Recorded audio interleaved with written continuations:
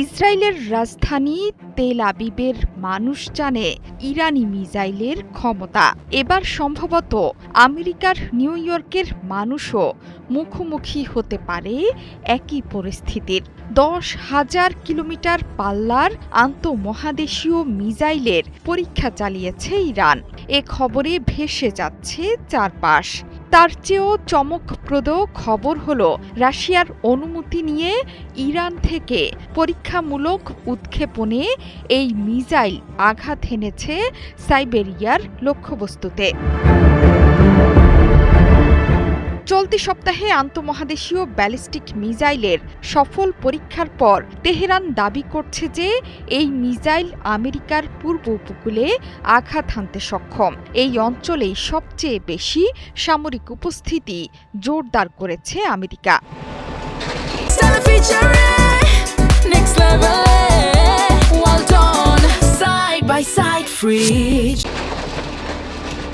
ইরানের রাষ্ট্রীয় গণমাধ্যমের বরাতে বিভিন্ন সংবাদ মাধ্যমের দাবি, এই সপ্তাহে উত্তর মধ্য ইরানের শেমনানের একটি আইআরজিসি ঘাঁটি থেকে একটি সফল মিসাইল উৎক্ষেপণের পরীক্ষা চালিয়েছে ইরান।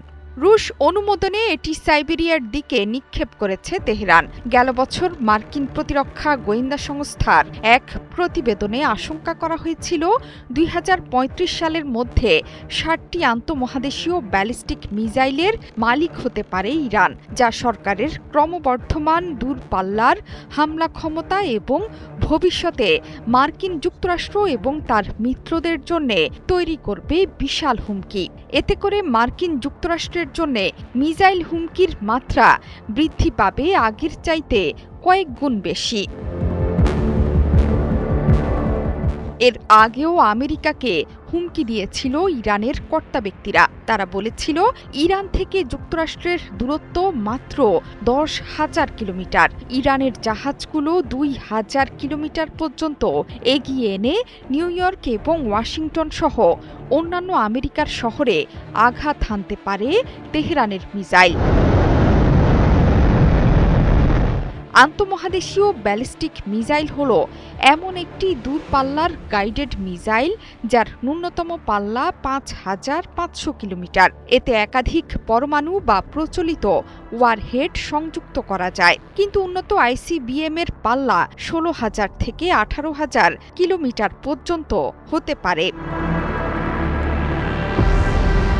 ইরান শক্ত হাতে বিক্ষোভ দমন করলেও মার্কিন প্রেসিডেন্ট ডোনাল্ড ট্রাম্পের একটি সিদ্ধান্তেই বদলে যেতে পারে সামগ্রিক পরিস্থিতি। যুদ্ধ বেঁধে যেতে পারে ইরান এবং মার্কিন যুক্তরাষ্ট্রের মধ্যে, আর তখনই ইরান ও মার্কিন যুক্তরাষ্ট্রে আন্তঃমহাদেশীয় ব্যালিস্টিক মিসাইল ছুড়তে 1 মিনিটও দেরি করবে না। এখন শুধু সর্বোচ্চ নেতার অনুমতির অপেক্ষায় আইআরজিসি। জোহরা চৌধুরী সেতু, 71।